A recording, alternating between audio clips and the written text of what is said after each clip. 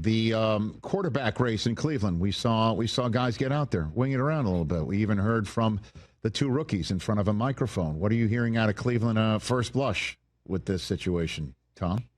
I would start here. The pick for the Browns was Dylan Gabriel. That was the quarterback they targeted. That was the guy they took in the third round. That absolutely was Kevin Stefanski's guy. It sounds like that was also Andrew Berry's guy. The Shedeur Sanders pick was because you're in the fifth round and you've got a guy who certainly has higher than fifth round talent.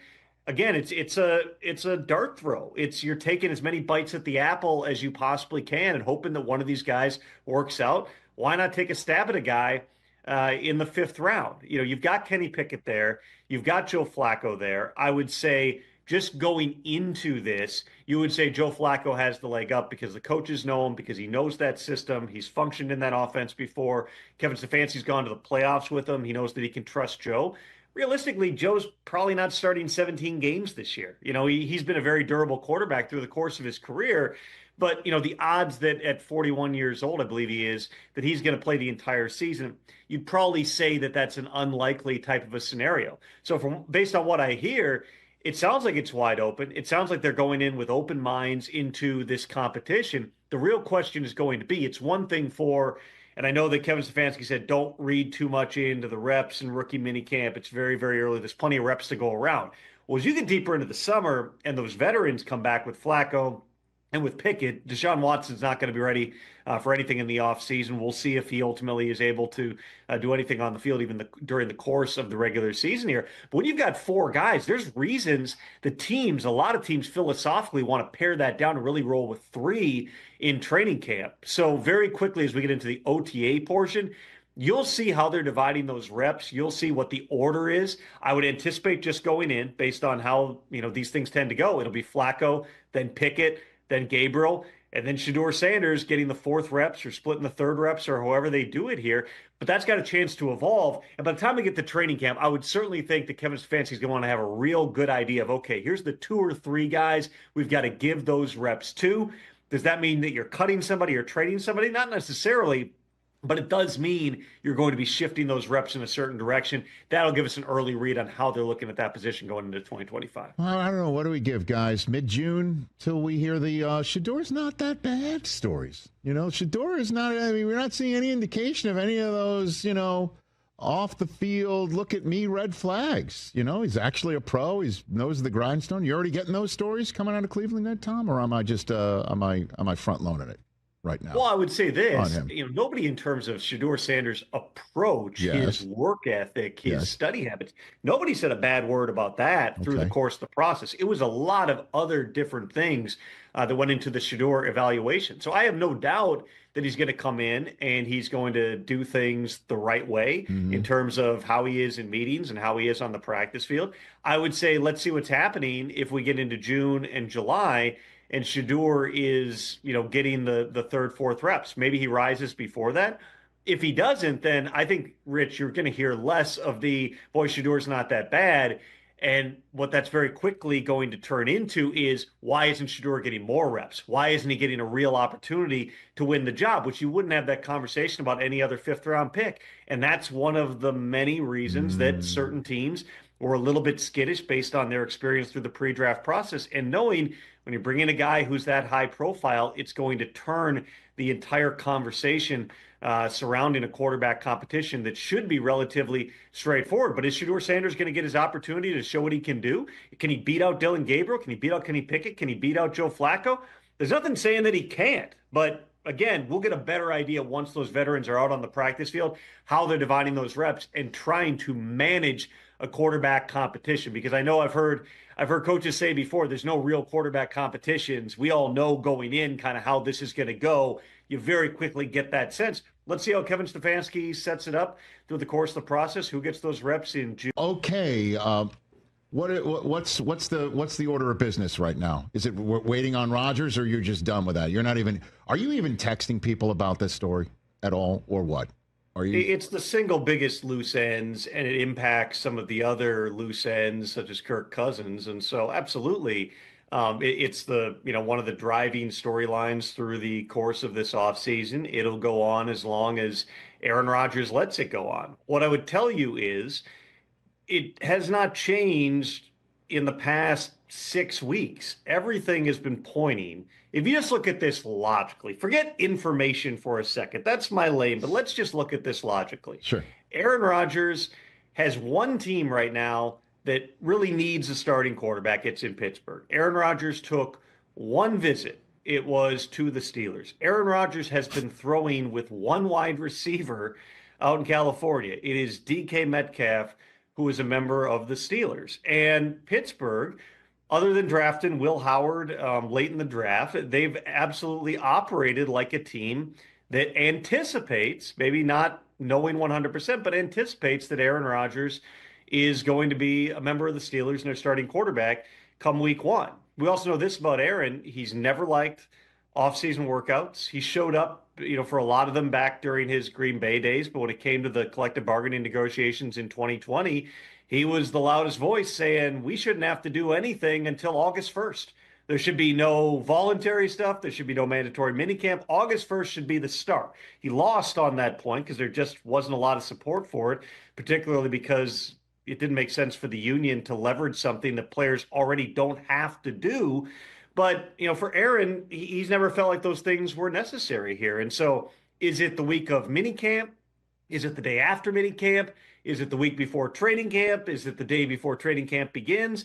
Somewhere in that bandwidth, I believe. I don't know this for a fact, Rich, because we're talking about the enigma of the NFL here. But I anticipate Aaron Rodgers is going to end up committing to play for the Pittsburgh Steelers, that it's a matter of when, not if. He could wake up tomorrow and decide to go to Egypt for 3 months and put his football career behind him. I don't know that, but I would say all signs continue to point right now to Aaron Rodgers being the Steelers quarterback in 2025. So let me ask you this. Riddle me this, Tom Pelissero, who, again, is joining me here on the Rich Eisen Show with the Dan Quinn look. The Saints, sir, nice. Any shot the Saints give him a call now that Derek Carr is officially not going to be their quarterback, retired, gone, and they've got a very green quarterback room, including the kid they drafted in this year's draft in Green Bay. Any shot the Saints give a call to Aaron Rodgers? A FaceTime, obviously, to Aaron Rodgers. Until Aaron Rodgers commits to playing somewhere, you never say never on anything. It's the NFL in 2025. We've seen much wilder stuff than that happen. I would say, based on what I know about the Saints, they've been aware of the retirement possibility for over a month with Derek Carr. They've known that there's an issue with his shoulder. They've known that Derek Carr, really even through the conversations about his contract and otherwise, didn't express a great deal of interest necessarily in wanting to continue to play for the Saints. And that's why they proceeded the way they did. That's why they drafted Tyler Shuck, who, granted, didn't start a ton of games, but did play 7 years of college football and has a foundation in a lot of different offenses, and his, perhaps the most pro-ready quarterback in this entire draft, just in terms of his knowledge base, the responsibility he had at the line of scrimmage in Louisville and otherwise. But also, Kellen Moore coming in. They still have veterans on the roster. Tyrann Mathieu still there, Cam Jordan, Demario Davis. But they're getting young at a lot of spots really quickly here. They've drafted quarterbacks 3 years in a row, different coaching staff now, but same front office. They drafted Jake Haener. They drafted Spencer Rattler. Now they drafted Tyler Shuck. Somewhere within those three guys, they're hoping, because these are all throwing darts at the dartboard when it comes to the quarterback position, maybe one of these guys ends up being a dude, and you don't take Tyler Shuck with the 40th overall pick if you don't believe this guy at least has a chance to be your starting quarterback. The Saints are always a pedal to the metal type of team. They've been that way for years. It's max out the salary cap. It's mortgage future draft picks. There's never a rebuild. There is never a burn it down and build it back up. They are always go, go, go. And certainly they feel like they're in a division where they've got the opportunity to compete right away. I don't get the sense that Aaron Rodgers is going to end up in New Orleans. There is perhaps, you could certainly argue, a clearer path for Aaron Rodgers to get into the playoffs in the NFC, and particularly in the NFC South. But that's about the only argument for going to New Orleans. It would still, again, I anticipate Aaron Rodgers is going to be the Steelers quarterback. But until he actually signs somewhere and makes a commitment. Again, he's